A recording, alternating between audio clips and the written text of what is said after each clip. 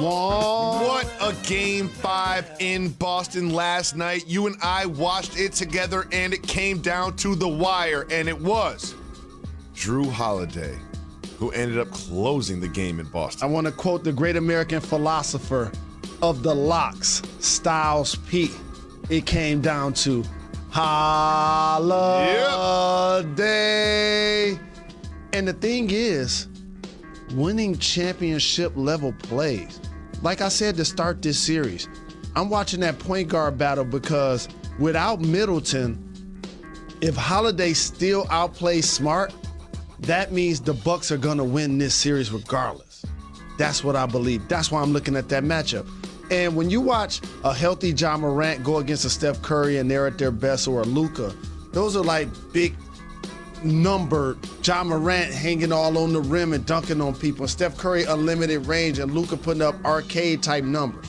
But these two guys is a rock fight. Oh yeah. And I purposely picked these plays, Jacoby, to show you the greatness of Drew Holiday. And I remember, I get so excited about Drew. I was like, Jacoby, he gotta be top 20. He gotta be top 25. And you like, well, you did 15 All-NBA. Was he on that? And I was like, no, but he has to be as a performer for me when I'm watching the game, because the plays that I picked. You said that's a block before he blocked Marcus Smart. Correct. Before it happened, I was watching with you. You said that's a block. Correct. Because he anticipates and angles his body already before the play even happens. The beauty that people see in the 40-point guard is what you and I see in him and Marcus Smart playing against each other, playing defense. Give me that.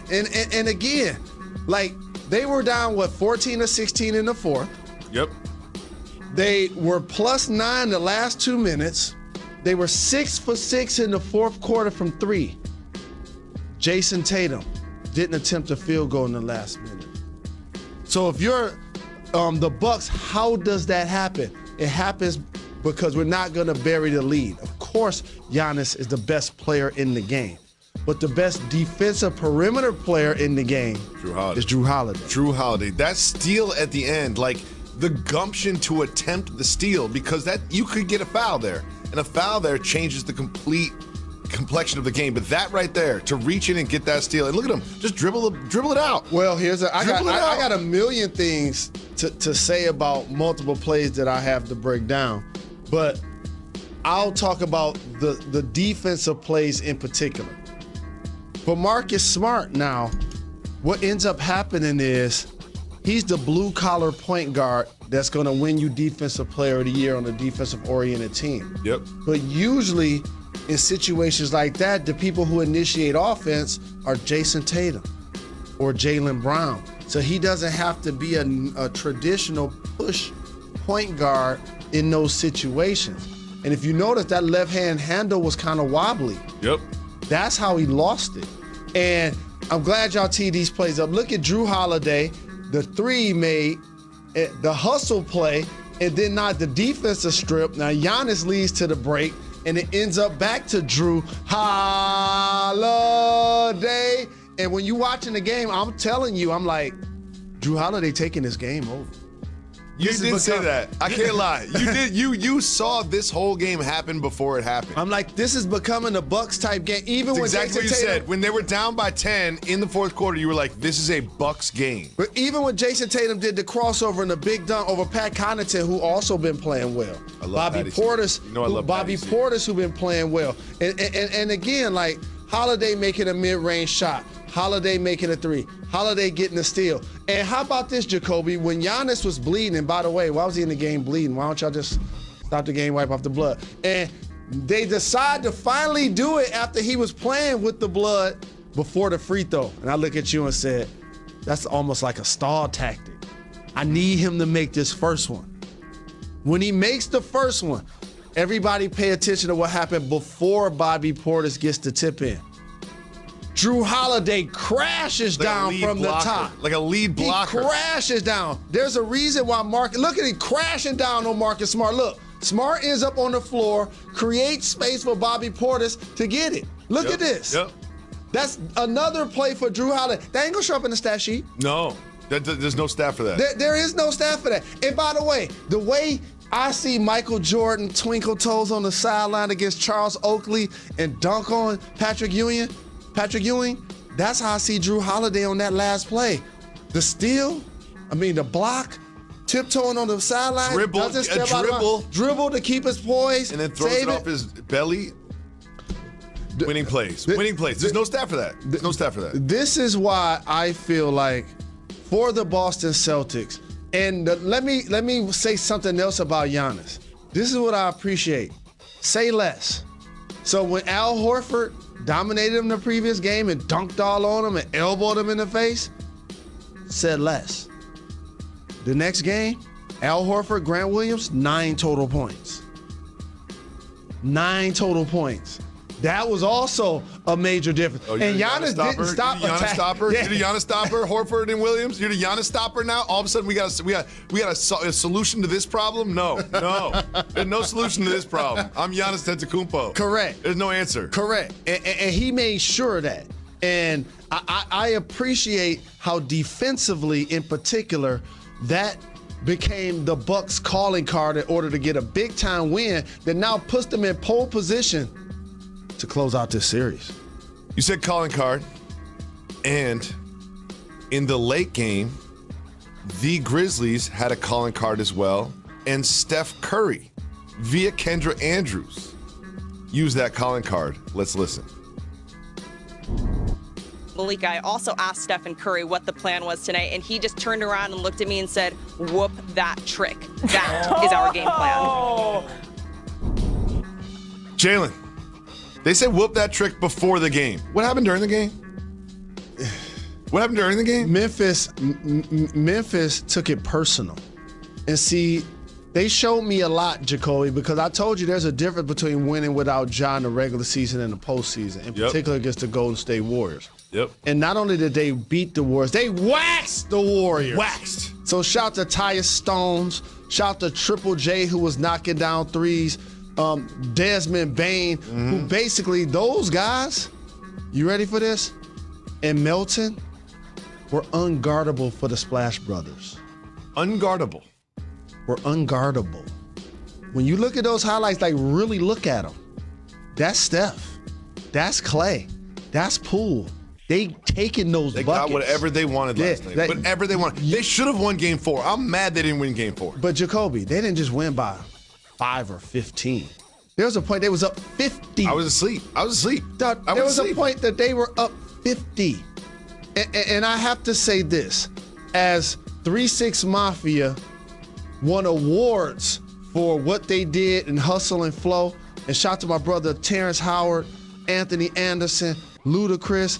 I'm glad that their song to the soundtrack was not only award winning, but it was game changing and groundbreaking in a lot of ways. Yep. Because now we see networks and audiences that don't necessarily look like me, that probably initially the theme of that record was going over people's head and what that was about, to now see that song be mainstream.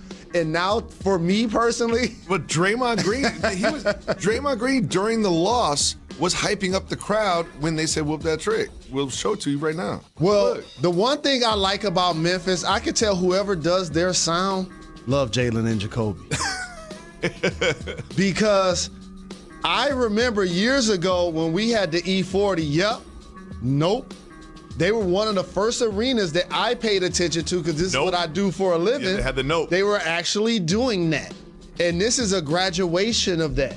And I appreciate them owning not only the team, that's what I mean. Put at the bottom of the screen right now that John Morant signs an extension with Memphis. He ain't going nowhere. Nowhere. This ain't even about the team.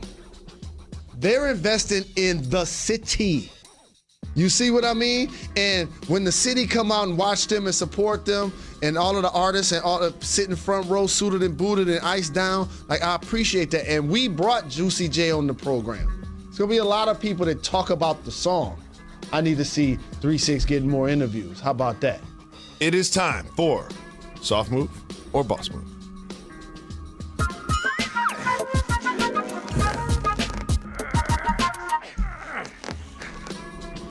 Nikola Jokic won back-to-back MVP awards, and he accepted the trophy with his horses while riding a horse and cart. Jalen Rose, sophomore boss move, getting the MVP trophy with a horse and a cart. That's definitely a boss move, and you know it. And that horse is working hard. That's a big man. And you know it.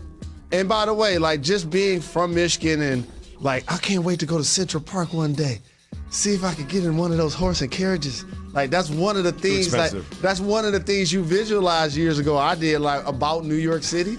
You know what I'm saying? Expensive. And here's what I'll say about the big fella. He didn't win the award other than his sure dominance. He's the only player since they started keeping each of the stats to lead his team in points, rebounds, assists. Take a deep breath.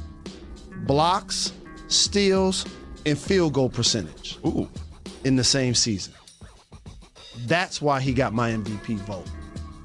Regular season award, he was the best regular season player. He really was. I mean, to have 2,000 points, 1,000 rebounds, 500 assists, to be the first to ever do it, that gets you the MVP trophy in Serbia with the horses. Shout out to his horses. That sounds Horse like and work. carriage is for hire. Mamacita. Please, senorita. We have 2 Game 6s tonight, 2 teams that need wins to stay alive. We'll get you ready for those right We're after gonna rise to the top. That's what he believes. The thing is, he's going to have to play like it in the next game. That's the beauty of sports. And you're right. They are tough when they're up. That's the privilege of winning. And Devin Booker took that privilege by the way he led his team. He looked how good. Bridges played a lot better and how Ayton played a lot better. It was good to see the Phoenix Suns spread the wealth the way they did. But I, with these 4 eyes, cannot ignore something that I had never seen. What's that? The last 3 games, Chris Paul has 7 turnovers in the been? first half. He had 4 fouls in the first half, and he didn't have 10 points in the last game. Now, the crazy thing about that, like, inept productivity we had never seen from the point guard who's relying on prayer these last couple of games. He's going to need it, Jacoby. And in all honesty, I believe while Reggie Bullock and Finney Smith have done a terrific job of harassing him, a lot of that's going to continue. A lot of that's going to continue. And the reason why, he normally doesn't play against guards that try to post him up all of the time. And it's one thing to have Luka with his size that's going to post up Cam Johnson and Mikal Bridges post me up.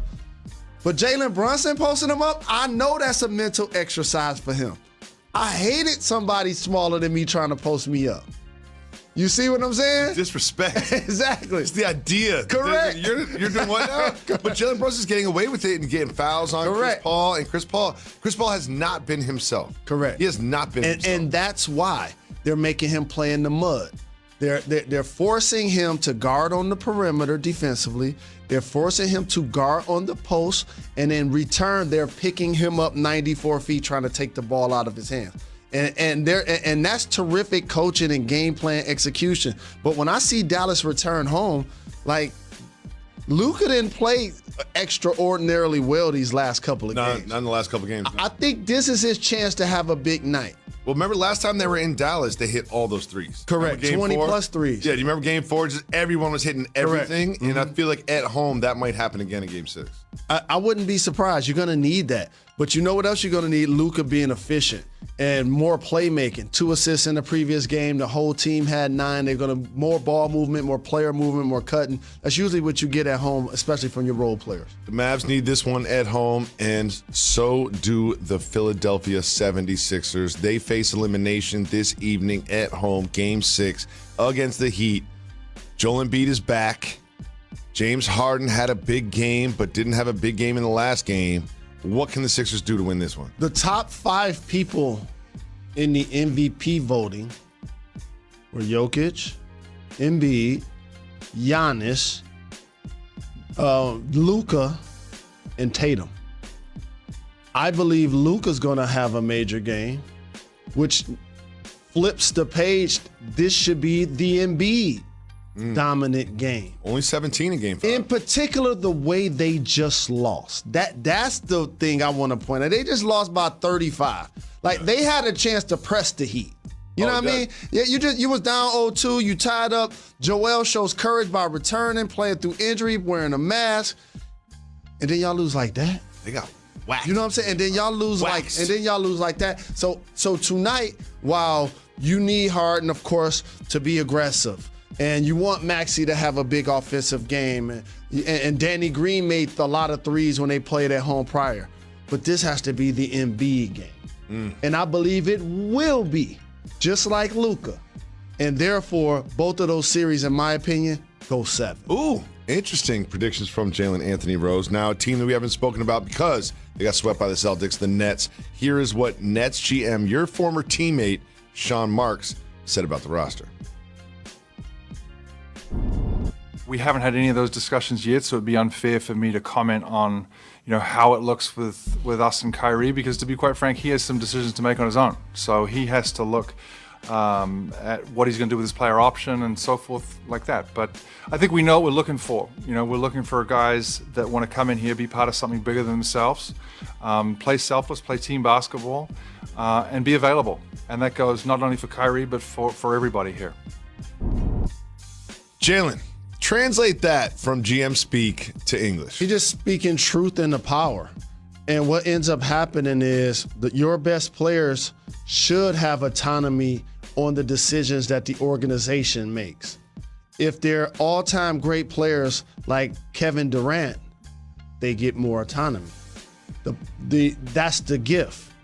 The curse is if the things that you oversee or you put your fingerprints on don't work. And there had to be a time where he and Kyrie looked at management and said, let's bring in Steve Nash. Let's bring in James Harden. So now when those moves happen, and then James Harden realized that Kyrie Irving is not going to get vaccinated, he looks at KD and says, that's your man. Y'all had me come from Houston, and now he won't get vaccinated, so we won't win at all. I don't want to be here anymore. So now here's another domino. Now you have to trade for Simmons during the year, who doesn't even play for you. Yep. You give up 2 picks, Andre Drummond and Seth Curry. So now we need to reevaluate this relationship. So now it's going to be this. We need players, all of them, not just Kyrie, to be invested. But here's the fine print. So now before they sign Kyrie to he's going to use his player option, and he's going to get a max deal. But before they do that max deal, here's what they're going to say. Hey, KD, before we sign this for Kyrie, I need you to make sure you see that we need him to be invested, and he promised to be. Cool, sign. So now, after the point we sign, if that doesn't happen, I then go to you again and say, he ain't holding up his end of the bargain, I'm gonna move him. So you can't be mad at me. We talked about this. And that's the professional protocol I see them laying. I just want Ben Simmons to be healthy and playing basketball for the Brooklyn Nets. That's what I really want to see. I want to see what happens when you have Kyrie, KD, and Ben Simmons all in uniform, all healthy. Joe Harris? All playing. Joe Harris? Again, yep. I feel bad for Tua. Man, I hope Tua has a great year. I want to see him succeed. He is. I want to see We're him going to go to some succeed. Dolphin games. We'll be back on Monday, actually. ESPN Yes, we 2, will. 4 p.m. Thank you. You're far too kind.